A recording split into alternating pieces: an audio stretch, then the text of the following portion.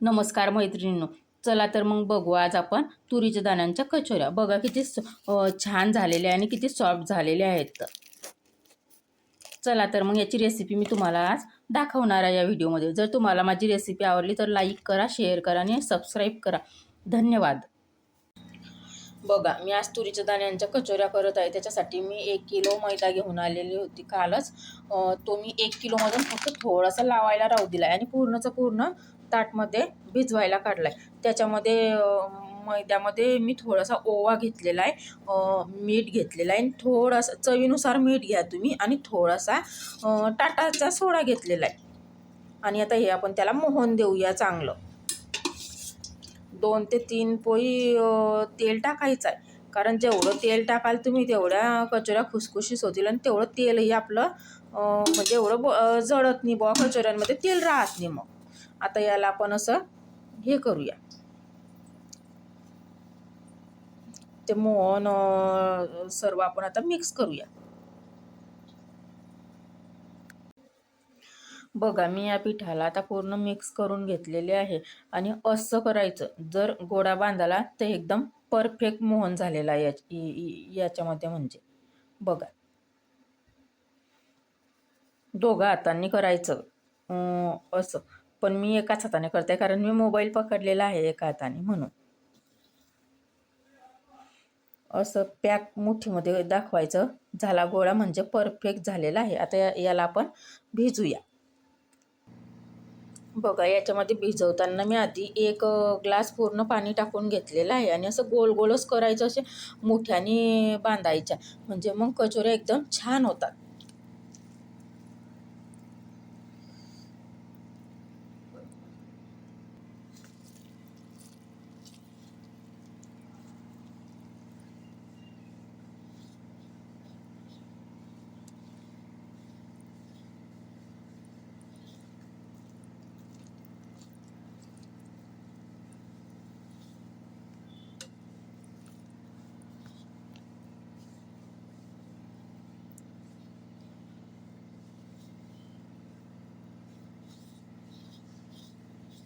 आता याला पूर्ण गोळा करूया. बघा मी पूर्ण पीठ कसं मळलेलं आहे. याच्यामध्ये बोट घालते तर तसे गड्डे पडत आहे, म्हणजे असंच भिजवायचं. याला मी आता तेल लावून तसंच ठेवणार आहे. मी कमीत कमी 5 तास आधी भिजवलेलं आहे. मला हे संध्याकाळी करायचे आहे आणि आता दुपारचे 11 वाजले. संध्याकाळी मी 5 ते 6 किंवा 7 पण होतील मला. ते मी 11-12 वाजता भिजून सण ठेवलेलं आहे. म्हणजे ते पूर्ण असं मुरावून जाईल आणि असं फुगते थोडंसं. मग कोणत्याही कचोऱ्या करा तुम्ही, तुरीच्या दाण्यांच्या करा, वाटाण्यांच्या करा किंवा साध्या मुंगाच्या डाळच्या करा, पण आधी 5 तास आधी पीठ मळायलाच पाहिजे आपण. आता असा गोळा केलेला आहे मी. तो आता मी व्यवस्थित असं संध्याकाळपर्यंत घेमेल्यामध्ये भिजून सण ठेवते.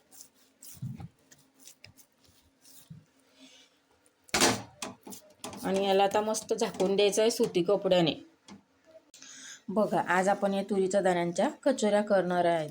या शेंगा याला आता आपण सोलून घेणार आहेत. या अशा कोवड्या कोवड्या शेंगा सोलायच्या, कारण त्याच्या कचोऱ्या एकदम चविष्ट लागतात. आणि अशा धोडधोड जर सोलल्या ना तर त्याला त्याची चव मग थोडीशी हे होते, बिघडते समजा. म्हणून अशा नरम नरम काढून आपण सोलूया.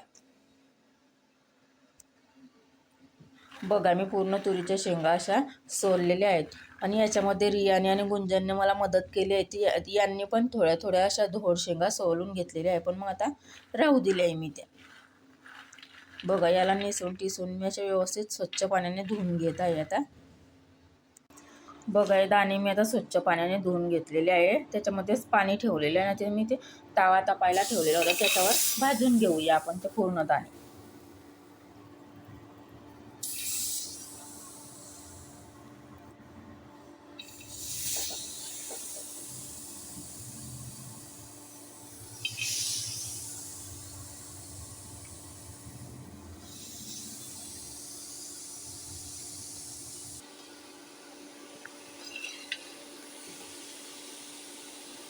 आता याला पूर्ण असं तव्यावर मी पसरट करून टाकते.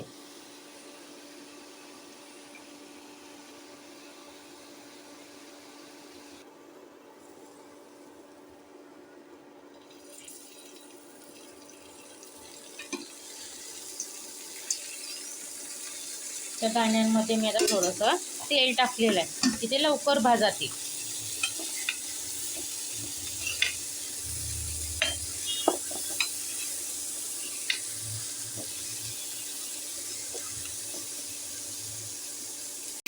बघा आता आपले तुरीचे दाणे भाजलेले आहे. आता आपण याला काढून घेऊया.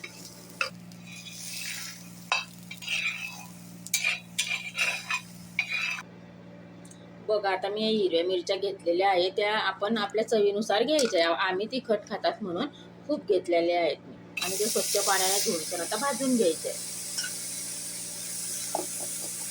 कचोऱ्यांचा मसाला करूया. बघा मी हे जिरं घेतलेलं आहे, ह्या मिरच्या मी भाजून ठेवलेल्या आहे तुमच्या समोर. ती मिरच्या घेत आहे. लसण सोललेला आहे मी, तो तुम्ही चवीनुसार घ्या, तुम्हाला जसा आवडतो तसा. हा अद्रक घेतलेला आहे मी थोडासा. कोथिंबीर जर तुम्हाला वरतून कापून टाकायचं असलं तर कापून टाका, नाही तर मसाल्यामध्ये घ्या. मी वरतून कापून पण टाकते आणि मसाल्यामध्ये पण घेते. आणि आता याला आपण बारीक फिरूया. तर बघा आता मी कढई तापायला ठेवलेली आहे. आपण आता ते फोडणी देऊया त्या मसाल्याला.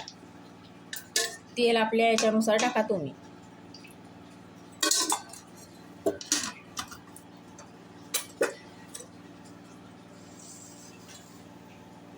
मी हा मसाला मिक्सरमधून बारीक केलेला आहे. आता त्या मसाल्याची अगोदर फोडणी देऊया.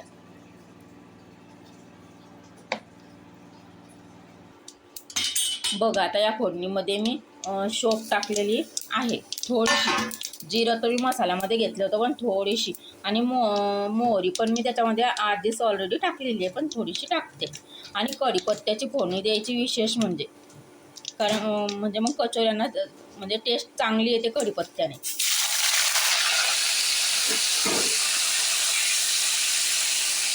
आता हे मिक्सरच्या भांड्यात केलेला पूर्ण मसाला टाकूया त्याच्यामध्ये.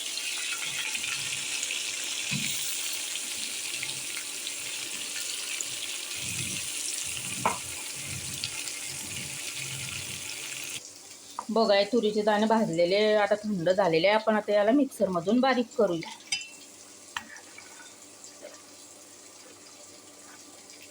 नको बघा मी आता हे बारीक केलेलं आहे. आता याच्यामध्ये मी हळद पावडर, थोडीशी धना पावडर आणि थोडासा गरम मसाला यूज करते. तुम्हाला जर नाही आवडत असेल गरम मसाल्याची टेस्ट जर नका टाकू, पण मला आवडते म्हणून मी टाकते थोडासा.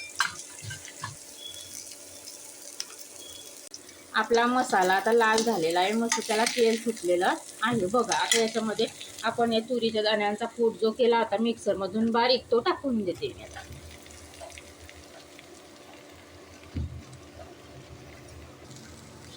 याला आता पूर्ण मिक्स करून घेऊया आपण.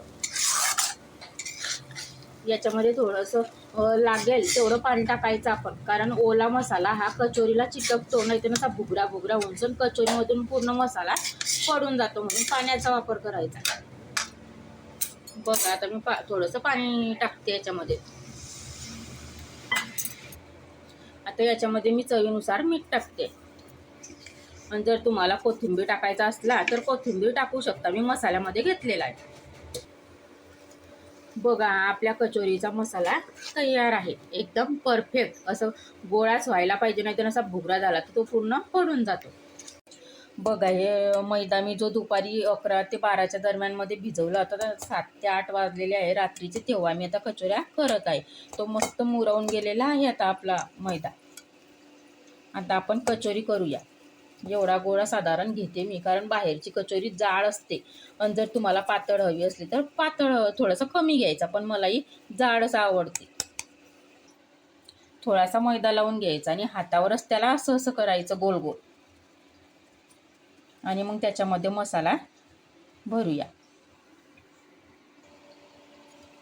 मसाला तुम्ही तुमच्या आवडीनुसार भरा. कोणाला जास्त लागतो, कोणाला कमी लागतो. जास्त जर भरला ना तर कचोरी फुगत नाही, आणि कमी भरला तर एकदम मस्त टमटम कचोरी होते आपली.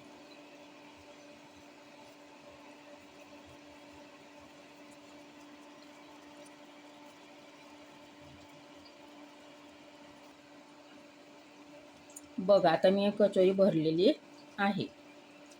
याला आता अजून परत एक वेळा थोडासा मैदा लावून घ्यायचा, थोडासा. आणि ही कचोरी दोघंकडून लाटायची आहे आपल्याला.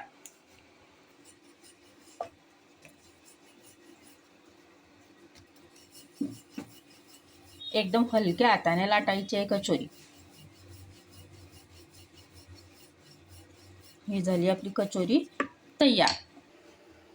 बघा आपलं तेल तापलेलं आहे. मी थोडं म्हणजे मध्यमच आचेवर तळायचं आहे. आधी तेल तपवून घ्यायचं, नंतर मग कचोरी टाकायची आहे. बघा मी 2 केलेले आहेत.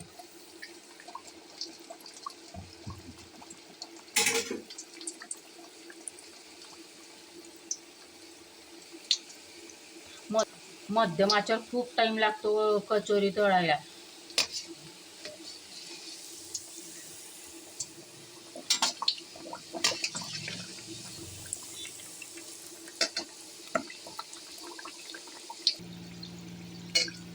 बघा आता आपल्या कचोऱ्या या फुललेल्या आहेत मस्त तेलामध्ये.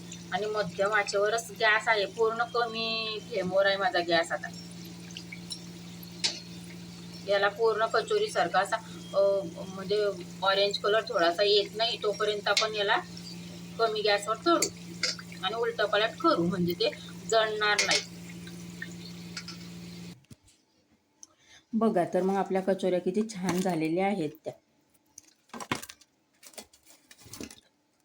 अजून गरम गरमच आहेत म्हणून याच्यावर थोडंसं तेल दिसायला येतं. तेल दिसणारच नाही थोडंसं बी. बघा किती क्रिस्पी झालेल्या आहेत त्या.